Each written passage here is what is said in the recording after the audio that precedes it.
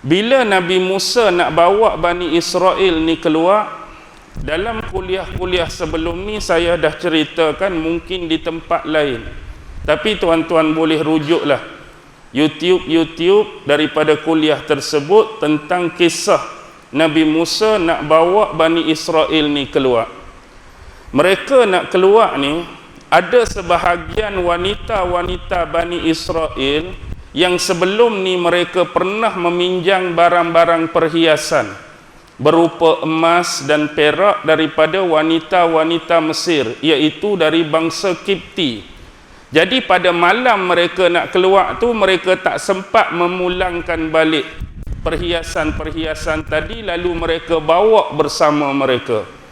Yang kelak barang-barang perhiasan itulah yang terdiri daripada emas-emas, itulah benda yang digunakan oleh Samiri untuk membentuk lembu daripada emas. Ada kisah yang panjang selepas mereka terselamat. Baik. Jadi malam mereka nak keluar itu ditakdirkan oleh Allah Subhanahu wa taala, Nabi Musa, Nabi Harun dan Bani Israel ni seolah-olah hilang punca. Tak bertemu jalan dan arah mana yang sepatutnya mereka guna, mereka cari nak keluar meninggalkan bumi Mesir. Padahal mereka ni dah lama duduk di Mesir.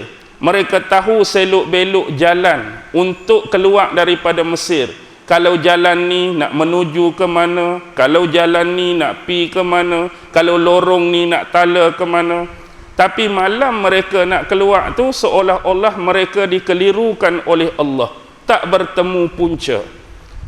Jadi dalam keadaan tersebut mereka mencari-cari jawapan dan alasan mengapa hal demikian berlaku, sedangkan konteks malam tu begitu penting. Malam ni kita nak keluar, kita nak terlepas daripada belenggu dan cengkaman Firaun, tiba-tiba jadi lagu ni. Maka bila mereka fikir, tiba-tiba datang seorang tua daripada kalangan Bani Israel, yang mana orang tua ni cuba bagi pandangan dan pendapat bahawa kemungkinan apa yang mereka alami sekarang ni ada sebab-sebab dia. Lalu orang tua ni cerita kepada Nabi Allah Musa dan Harun, dahulu nenek-nenek moyang kita pernah menyebut kisah ataupun peristiwa ni. Asal kita bukan datang daripada sini. Kita bukan orang Mesir, walaupun dah lama duduk dan menetap di Mesir. Asal kita ialah tempat yang dijanjikan tu. Yang Allah janji tu bumi Palestin, bumi Kanaan tu. Yang sebelum ni di situlah asal kita, kerana nenek moyang kita berada di sana. Asalnya Nabi Allah Ibrahim menetap di sana. Nabi Allah Ishak menetap di sana. Nabi Allah Yaqub menetap di sana. Yang mana Nabi Allah Yaqub ini melahirkan 12 keturunan Bani Israel. Jadi selepas berlaku penganiayaan saudara-saudara Yusuf terhadap dia, maka Nabi Yusuf sampai ke negeri Mesir. Lalu dia menjadi antara, kalau kita boleh sebut hari ini, mungkin sebagai Menteri Perbendaharaan atau Kewangan, orang yang ditugaskan oleh Maharaja Mesir untuk jaga hal ehwal ekonomi.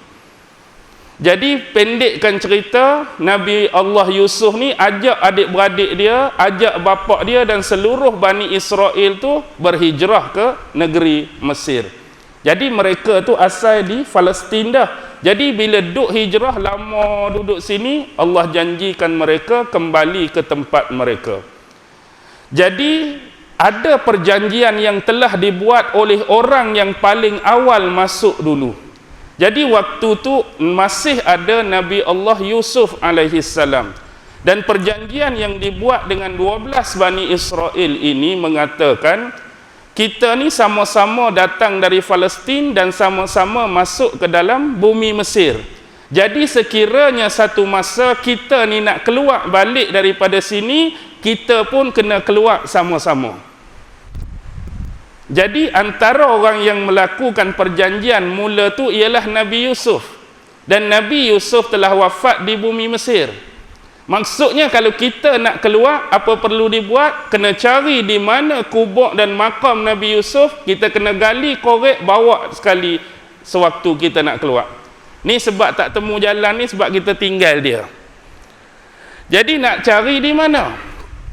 Nak cari di mana? Lama dah masa, orang pun tak tahu dah di mana kubur, di mana makam Nabi Allah Yusuf.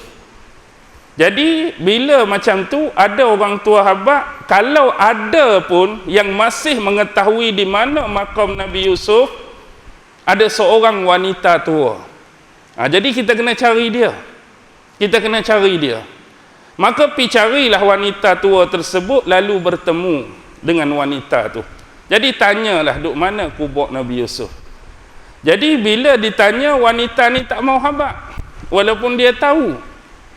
Walaupun dia tahu, dia tak mau habaq. Benda ni penting.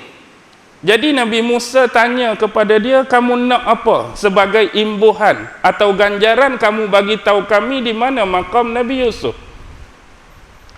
Lalu diman pula dia. Boleh tak kamu berjanji dengan aku satu perkara? Apa dia?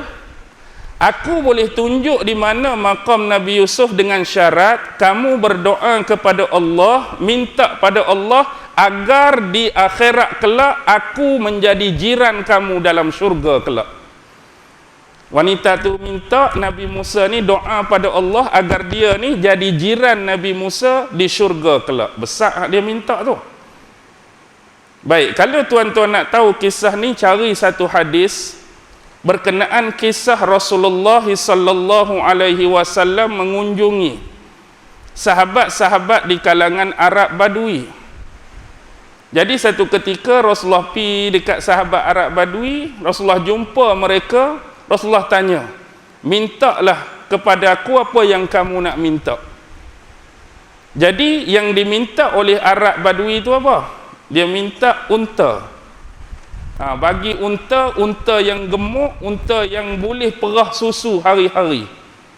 Jadi unta ni boleh kami perah susu dan dijadikan susu tu sebagai minuman harian kami.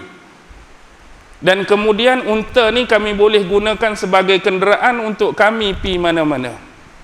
Jadi bila Rasulullah tanya, mintalah apa kamu nak minta, itulah yang diminta oleh lelaki Badui tadi. Lalu sebab Rasulullah nampak permintaan tersebut tu macam tak sesuai dengan permintaan Nabi. Contohnya macam ni. Kalaulah dibandingkan atau diibaratkan, andai kalaulah Rasulullah tu datang jumpa kita dan Rasulullah tanya, mintalah apa yang kamu nak minta, kita nak minta apa? Kalau Nabi tanya lagu tu, mesti kita nak minta yang besar-besar kan? Wahai Rasulullah, doakan aku jadi orang beriman, jadi orang soleh, jadi teman kamu di syurga kelak, jadi antara penghuni syurga. Kita nak minta benda-benda demikian. Jadi Rasulullah kata, kenapa kamu tidak meminta kepada aku seperti permintaan wanita tua Bani Israel kepada Nabi Musa? Jadi bila sahabat-sahabat dengar Nabi sebut macam ni, sebab tak pernah tahu apa hal, apa kisah sebenar cerita pasal permintaan wanita tu. Lalu bila Nabi cerita dalam hadis tu, keluarlah cerita tadi. Jadi sepatutnya kamu minta satu-satu yang besar macam wanita tua tu minta. Nak jadi apa? Jiran Nabi Musa. Ni duk pergi minta unta pula dak. Kalau kita hari ni minta apa? Bagi Mercedes biji kan, ataupun bagi BMW biji, tak payahlah minta benda tu. Nabi ni, kecuali datuk-datuk tanya, ustaz nak tambah koleksi kereta ke? Boleh juga. Contoh dak. Okey. Baik. Jadi bila pi cari, ringkas cerita, jumpa dan bawa jasad Nabi Yusuf sekali, maka bertemulah jalan tu. Memang itulah jawapan dia.